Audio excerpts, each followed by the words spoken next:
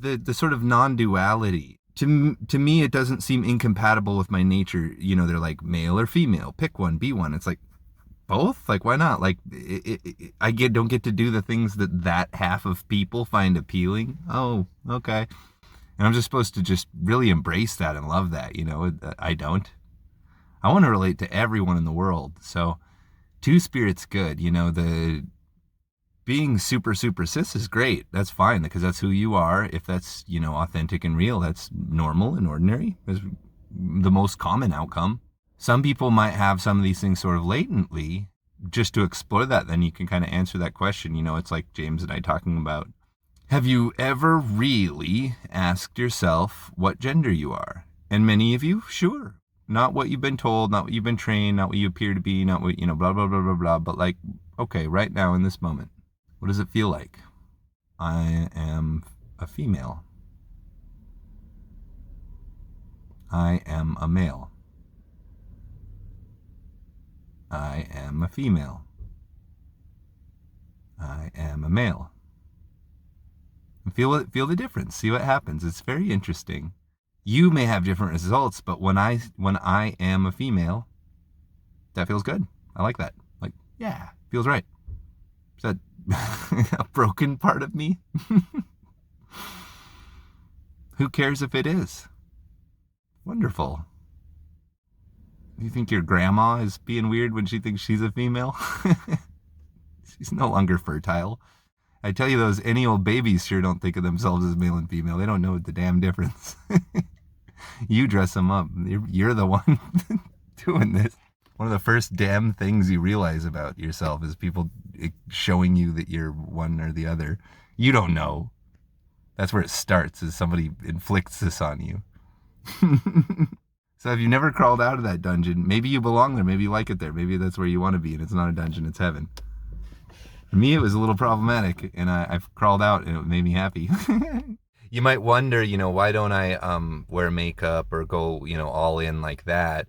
Literally, just the efficiency of it. I have so much respect and compassion for women because the amount of effort it takes to, your makeup expires. You can't, you gotta like use it up, and you have to have like all kinds of different ones for different. You don't want to wear the same makeup every day. And shaving the legs, it's so much upkeep. It's so much effort keeping your hair looking nice. So I do like to do that, but it's definitely overkill. And I think that even as like a lady, I would probably still not do a lot of that stuff just because of my character. But just that I just like to do it. I just like to be a woman. It's fine. It's no big deal.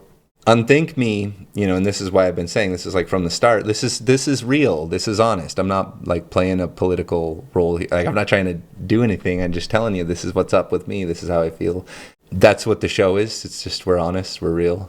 I see the other side of it too. That if I just did the male thing, everything would be fine, and that wouldn't be a big problem for me. I'd be fine with that. It's just it's a little give of the soul in exchange for the ego. You get a little more ego reward. The soul is like, oh, okay, you don't like me. You don't like who you really are. Nobody else does either. Fuck off. But that's not how unthink me is. Unthink me is I'm stepping back and I'm just putting it out there. There it is. There's me. So that's like my freaking Gettysburg Address, just kind of making a lily pad to leap from. Anyone who wants to know about it, there's a video, watch that video, we're good. Direct all opinions about it to this video, and then we're good on when I do that ever again. Real doozy recently, yeah. And this kind of gets into where I'm going now is the fun part. That what's so nice, what's so great about it? Why do you do this, Adam? Why do you want a girl name? Why do you want to be a girl? Don't you like who you are? Why can't you be who you be, what your genes tell you to be? Why don't you want to do that? Men's clothing is like presenting you as a square with a face on it, where women's clothing is sort of a celebration of your body, a presentation of your body.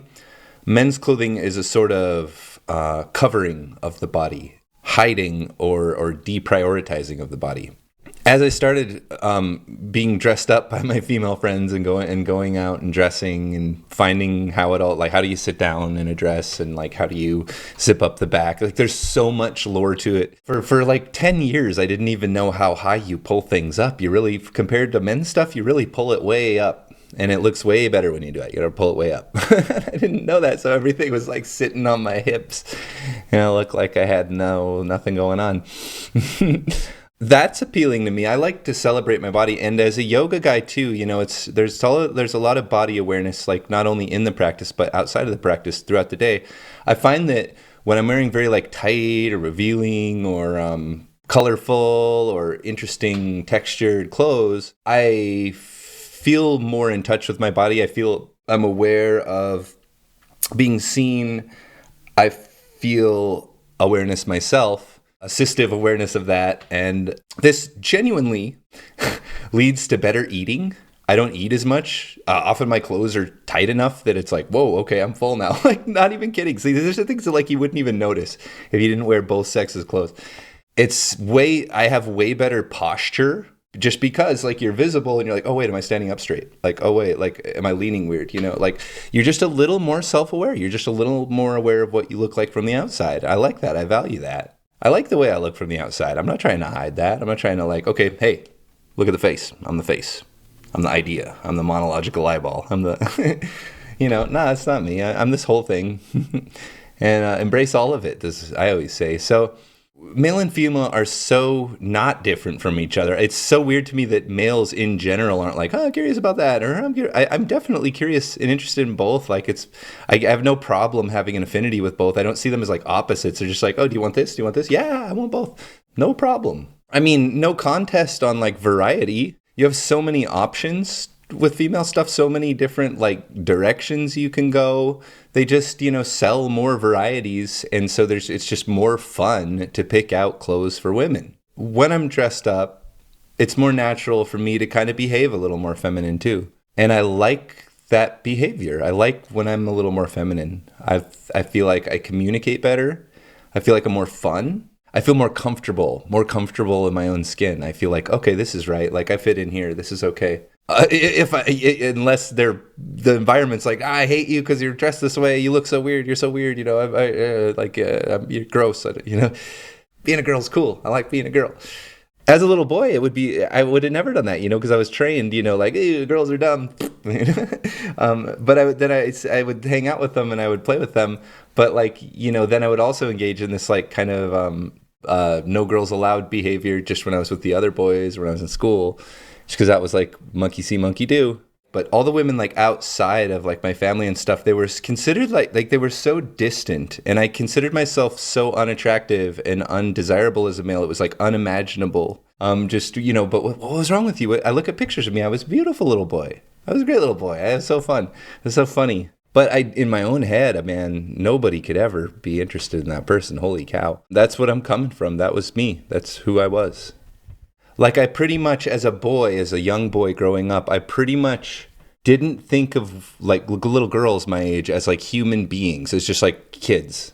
Like I wasn't exposed to them enough. They've seemed so other, and I'd get so like weird or nervous around them or whatever. Like I didn't know what to do, so I just hang out with boys, and like a lot of kids grew up that way. Like if you didn't hang out with girls your age, you kind of got used to that idea, and it was sort of normalized. As I got older, I started getting into my first relationships, and then I'm like, oh, wow, like hanging out with girls is awesome. Not just because I'm in a relationship with one, then I'm hanging out with their friends. I'm kind of getting used to that. And I'm starting to hang out with like all these women. And I'm just like, this is so fun. I love hanging out with women. And I even remember like people saying, like, what, are you interested in that girl? No, just my friend. You guys like, did you stay the night at your house? Like, oh yeah, I was on the couch. You're not even interested. I mean, no, like, we're friends. We just have fun together. like guys like my close friends are very often females, just because it just like feels more normal, natural. In the male environment, I just feel a little bit less on my feet, like less capable, less like normal. It's hard to overstate the importance of feeling accepted on a psychosexual level. I mean, oh my gosh, it's It can't be overstated how important that is. You know, there's nothing I can do about this. I can't help with this, but it's so important to feel accepted. If you're born gay in a family where it's not acceptable, where they don't think you can be that way or it's okay, just how much that hurts. Your sense of love is unacceptable. What you love, what you want, who you are is a mistake, is a bad deed. If your love and your sex is naughty, it's bad, boy, that does something to your whole character, wouldn't you imagine? That it would do something to like your whole character to have that degree of unacceptance from the family, from the support structure, from society. Should I just cut it out and dress like a guy? If I'm a black guy and I'm feeling kind of oppressed, and I had some sort of magic I could do where I could appear white, would I want to do that? Is that what you'd do? That's a little different, isn't it? Interesting metaphor though, right? Like I buy into this. I'm not really being myself. I don't really like that. I would like for the world to continue changing. It's just fine. Doesn't matter. It's just fine. Who cares? If we're all going to pretend that we're not like all sexual in nature and psychosexual, we're going to kind of have a bad time, and maybe we want to do that. I don't know. If you're a male and you're interested or curious, I would encourage you. Go ahead. Go out, get your sister. Have your sister dress you up. Try it. Look at yourself. Go out in public. See how people respond to you. Go talk to people. See what happens. Check it out. Maybe just think about it. Just think about me. Putting on my little tiny shorts and my, doing my eyes and the little top. Just walking down the street. How do I strike everybody? Would you ever do that? Give it a try. See what it feels like? No. I'm not interested in that. I don't want to. It doesn't matter. Who cares? Yeah. Good answer. But I would encourage you. Check it out. It's very interesting. It's very fascinating. It's very fascinating why we would be resistant to that. Very interesting why we would be attracted to that as males or as females. You know, if you're a female out there, why the heck do you like to dress all pretty? You know, what are you attracted to yourself?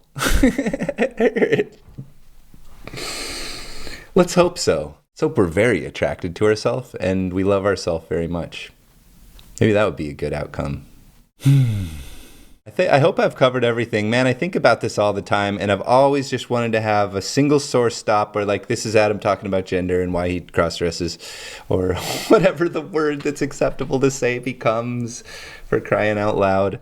Above all, I want to say the progress that we've made is beautiful and fantastic, and I feel so supported, and I feel so normal, and that it's not a big deal to anybody. I think that's wonderful, and I appreciate it, and I'm so grateful. I'm putting my heart out here and being myself, and in most cases, that's okay with this audience of hundreds of people or whatever. And thank you so much. It means so much to me that I'm not less credible because I like to wear women's clothing, and that makes me feel good about myself.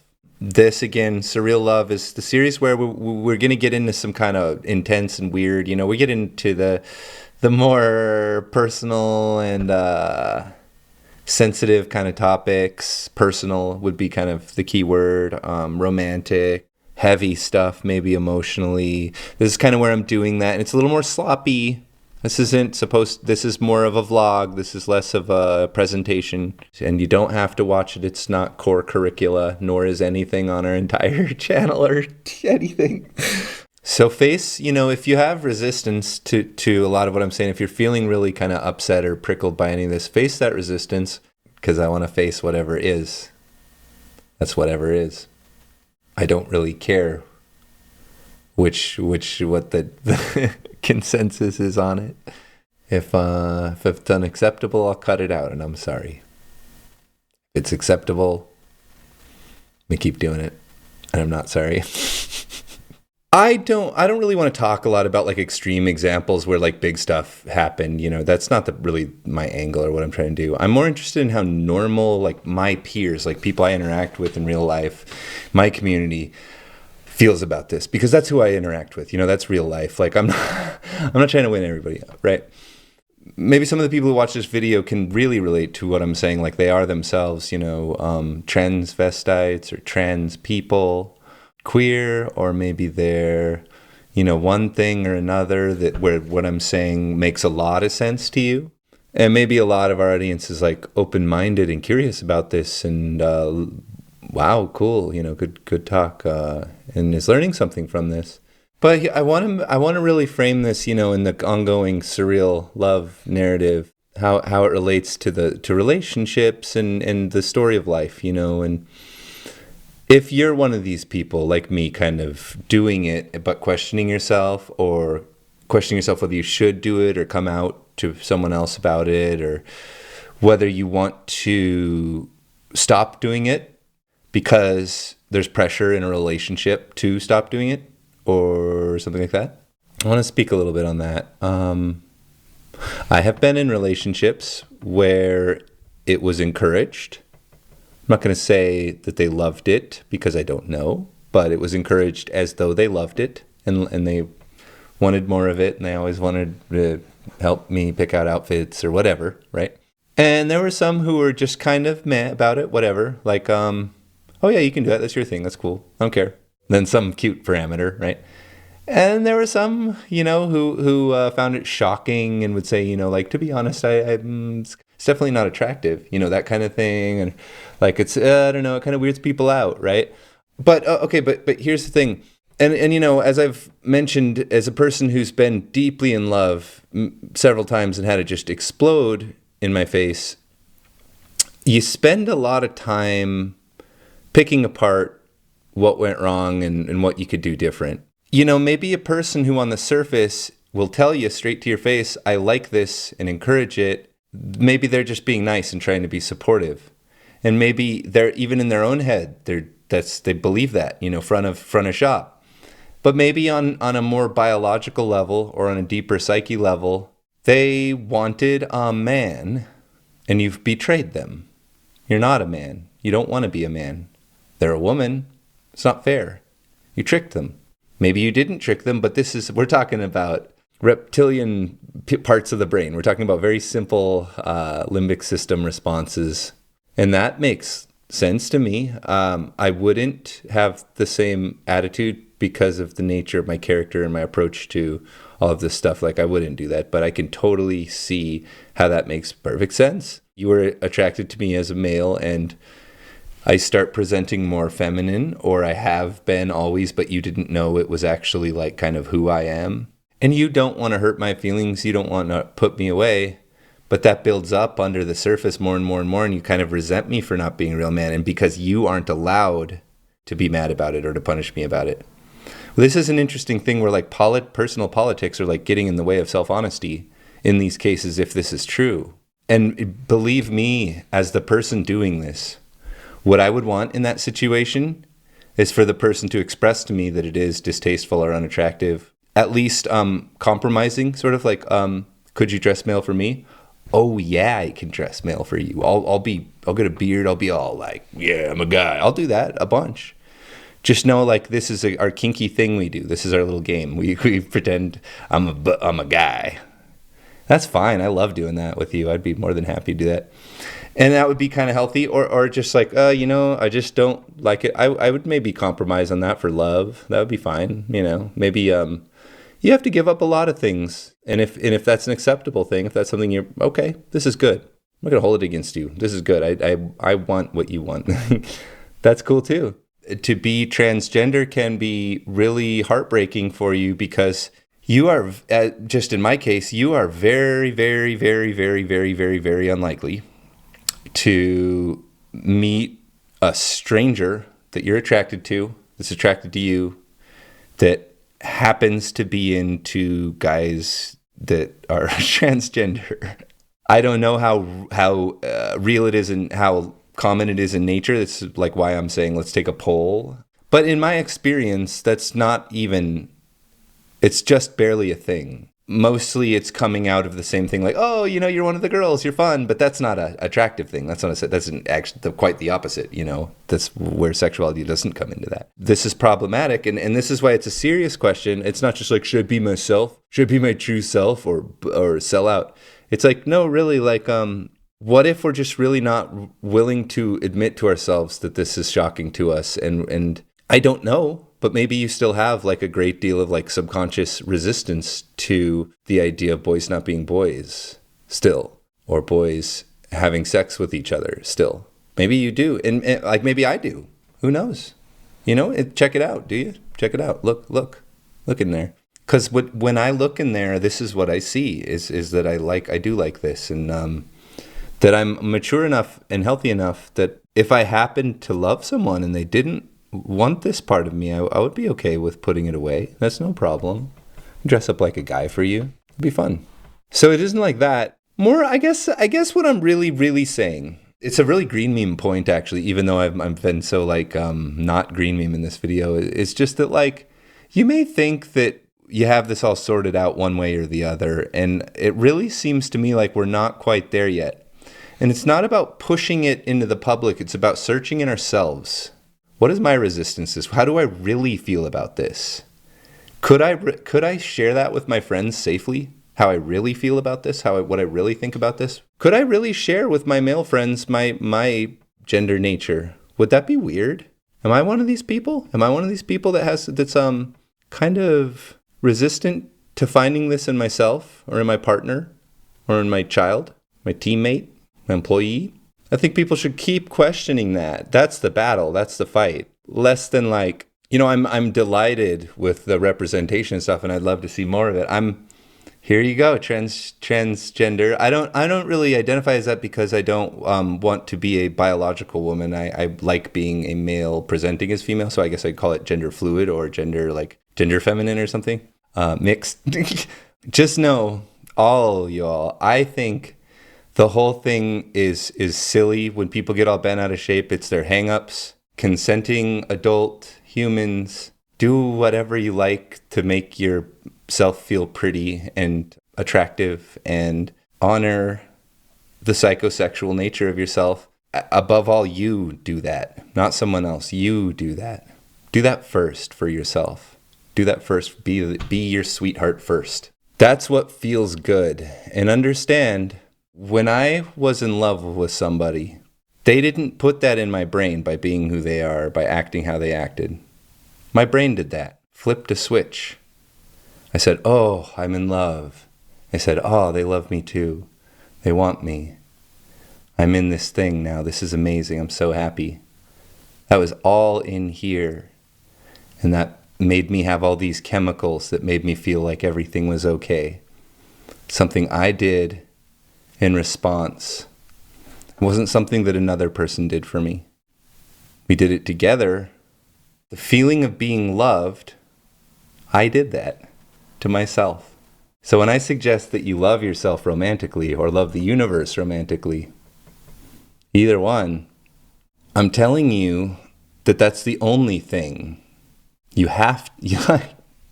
can't love somebody if you don't love yourself, as James and Drew Paul keep telling you. So what does it really mean to love yourself? And isn't true love letting go? I feel that it is. Heaven is letting go. You just let go. And, I've been me my whole life. So, I don't really know what it is to be a gender-satisfied cis male. So maybe you could explain that to me, like maybe, why do you like dressing like a boy? Why do you want to be a boy? Or if you're a woman or a little, and you like, you're more of a boyish kind of woman, like what's with that? Like what is it? What is the masculine to you that you value so much? Maybe to us this seems easy to see, but I think that for a lot of people, they don't really get that. A lot of cis genders, they kind of just see the other gender as this like unexplored territory that you never want to know about, and you keep, oh, no, we don't talk about lady stuff, you know, don't talk about lady stuff, you know, or oh, that's boy stuff, yeah, it's gross, you know. That's just kind of weird to me. Like I love freaking talking about the crazy pregnancy stuff, and just there's so much lore there. It's just insane what happens in a human body with regard to the birth system process. I'm still learning all about all of this. I do not have these organs, and I don't want them. I like that you have them. I personally believe that it's not unrealistic to just be a cis male for the most part, present feminine when it's appropriate. And it's not like a betrayal of your trans nature to do that. It's just to see what, you know, just I don't want to deal with political warfare right now. With any of these status identifiers, sometimes you just don't really want to. You just don't really want to deal with all that. It's just so much easier to throw on a pair of baggy shorts when I go to the country store to grab a soda. Yeah, just less explaining to do. And it's like as you start like developing insight into like weird parts about yourself and like fully living them, you get more and more of these things to the point where you're like a really eccentric person. And it's not an act. It's not like something I'm doing to be like interesting. It's actually in spite of that. It's in spite of like people finding it so obnoxious. Like this is me. I have all these things about me that seem strange that I love to explain. I have no problem with explaining them or legitimizing them for you in some cases. As we develop up the spiral, particularly, you know, in green and particularly in indigo and turquoise, like the uniqueness of the self comes out a lot and should be honored. I think that's a big barrier to not honor what you are, what you want to be, what you believe yourself to be, what you feel yourself to be, what the soul is. Honor that. In my case, maybe I'm wrong. This is what it is.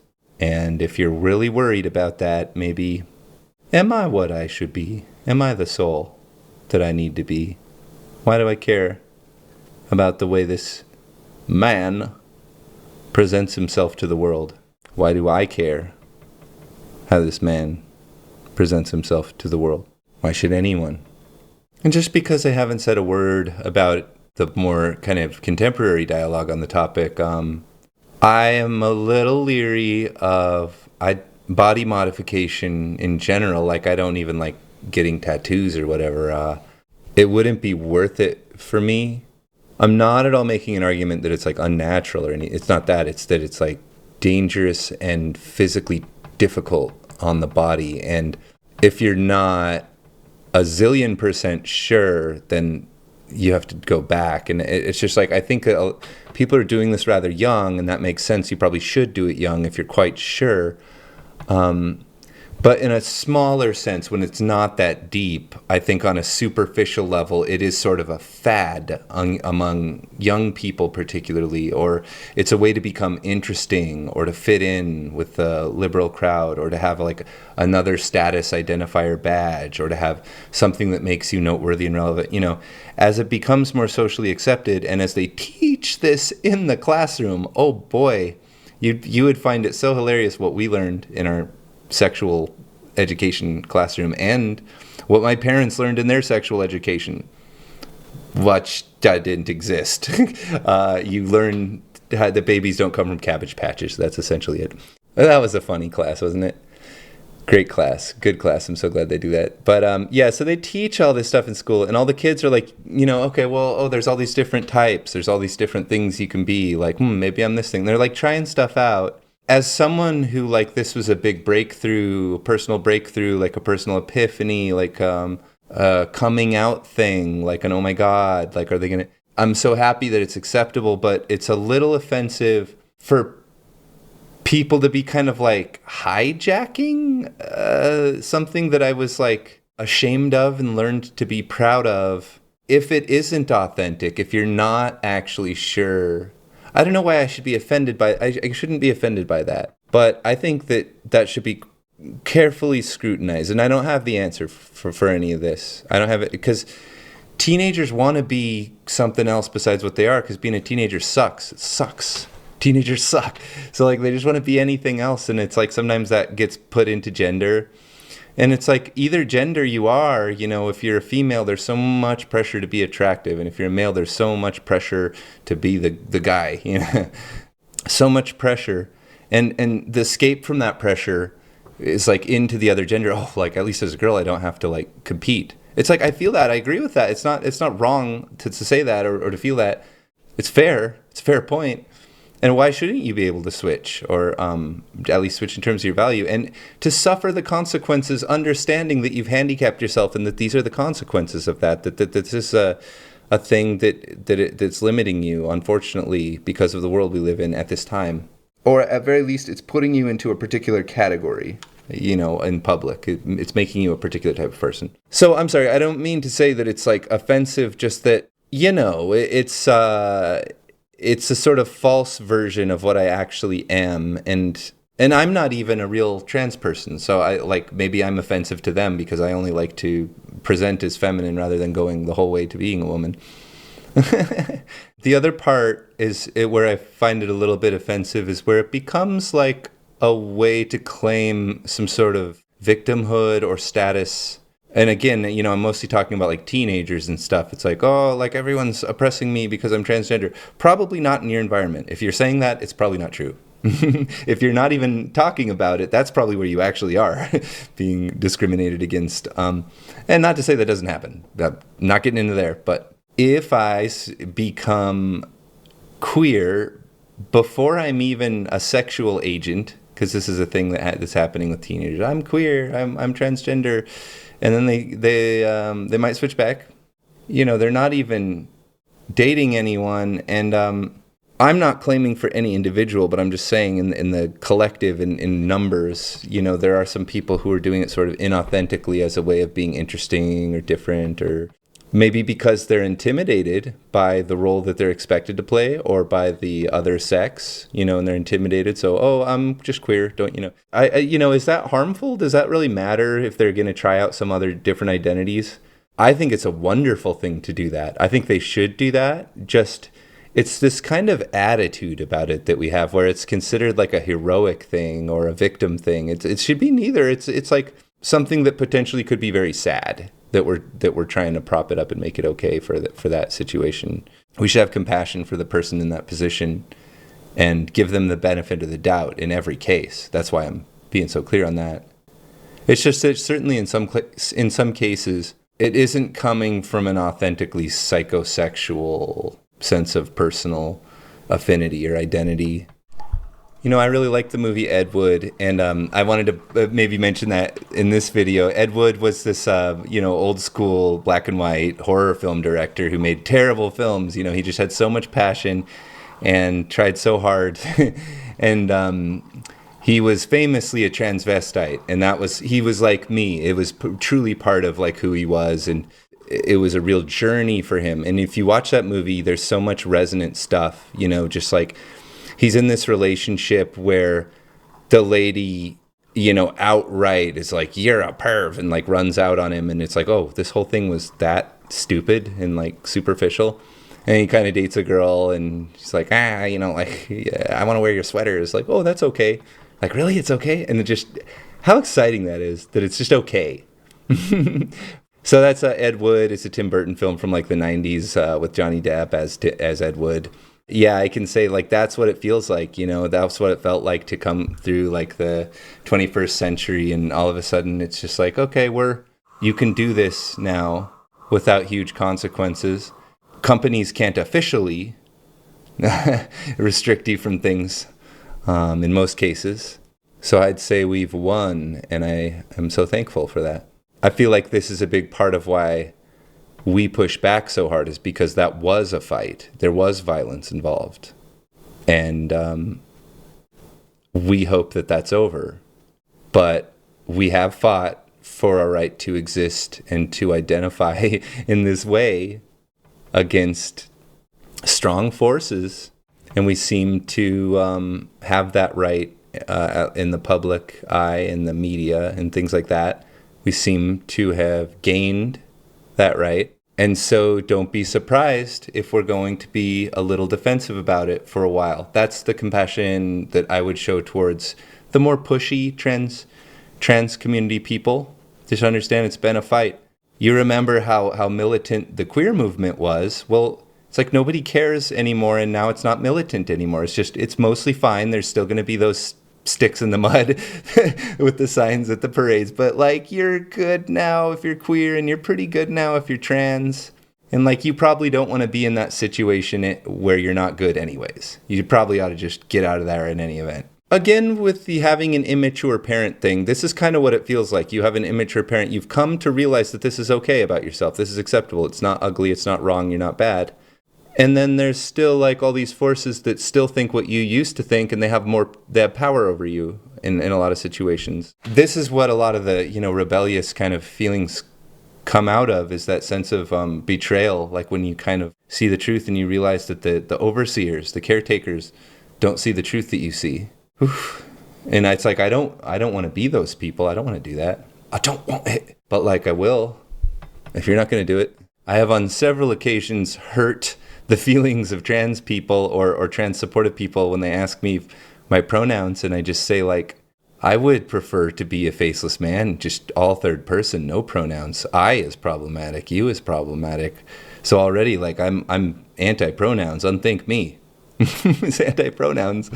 So more of them, more identity status, more attachment. I would say I get the spirit of what we're doing, but I don't want it. A man does not want it. A trans man does not want it. I'm giving you your due. You've really, you fought for this and you deserve it. If pronouns make people feel better, then by gar, why would you not do that? And I don't mind. I'll do your pronouns for sure. I'm just saying, I don't want to make you call me she, her. If I'm convincing you, if you're feeling me as she, her, then feel free to call me that. And I hope that's not uncomfortable for you to call me that or think of me that way. I have a low voice and I look like a male and I have a male name. So you have every right to be confused about all of this. Don't let anybody tell you don't have a right to ask questions about this, or that it is a little odd, it's unusual, it's uncommon statistically or whatever. Less and less as you really get into it. But okay, the thesis. We must contend with the fact that gender and the family are sexual in nature. Families are baby factories. They are sexual machines. Gender is a sexual mechanic. It's a sexual thing. And it becomes a mind where sex is no longer the currency. Now we're dealing with things like dignity and self-worth, pride, a sense of fitting in. These are a different category than the strictly biological or the strictly apparent. So you're right to be confused. There's levels to this. This is my role. Here I am. I'm a gender fluid or trans male, likes to express as feminine, and I'm explaining to you, trying to explain to you. Please ask me if you want more explanation. I'm trying to explain to you why I do this, why it would make me happy to be perceived as feminine, even though I was born a male. It isn't that I'm unable to succeed as a male. I'm quite capable of it, and I've done it many times, and I do it. It's just not an interest. It's not really something I want. I think the old school attitude, the boys will be boys, toughen up kind of thing, is to assume that my desire to be feminine comes out of a failure to be masculine. That's true, but it's before the failure happens. There's a lack of interest.